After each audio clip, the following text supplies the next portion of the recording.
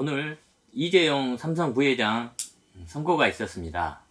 법은 살아 있었습니다. 오늘 이재용 삼성 부회장이 2년 6월에 실형이 선고됐습니다. 유전 무죄 논란이 일어나지 않게 됐습니다. 윤석열 검찰총장의 직무정지와 관련되어 법원이 가처분을 인용했다면서 반발했던 정치인이 법원을 보는 시각을 달리해야 된다고 보는 그런 판결입니다. 법은 평등한 것이죠. 물론 사안에 따라서 약간 다를 경우도 있습니다. 또한 모든 판결이 모두를 만족할 수는 없습니다. 하지만 법원은 최소한 정치적이지 않습니다. 진보내 보수내 이런 정치적 이해관계에 따라서 판결하지는 않습니다. 법과 양심에 따라서 판사가 판결하기 때문입니다.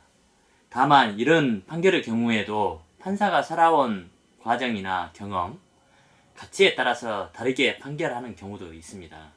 하지만 정치인이 특정 사안을 두고서 판단하는 것은 자신들의 정치적인 신념에 따라서 합니다.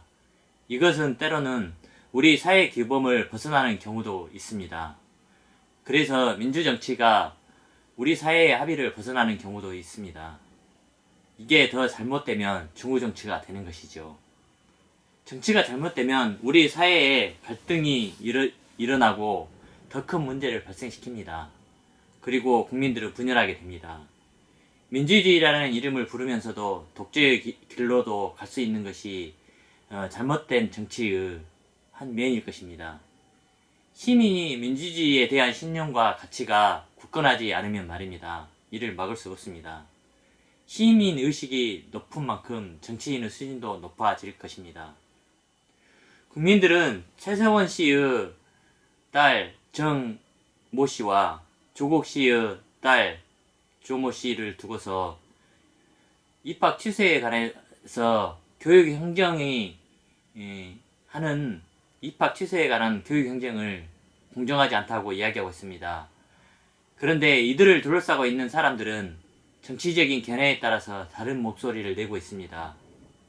이것은 오늘 문재인 대통령이 사면을 두고서 국민들의 합의를 말씀하신 것처럼 국민의 시각을 벗어나 다른 행동을 보여주는 것입니다.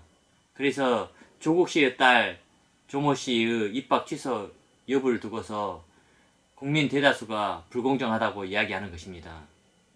우리 사회의 지도자나 지식인들은 이제 누가 보더라도 공정하다 할 수 있는 행동을 보여야 합니다.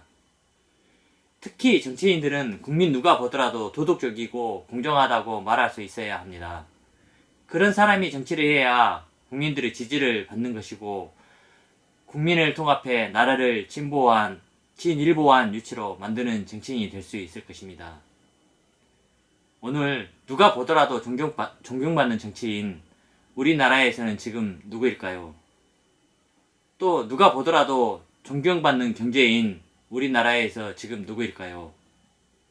묻고 싶습니다.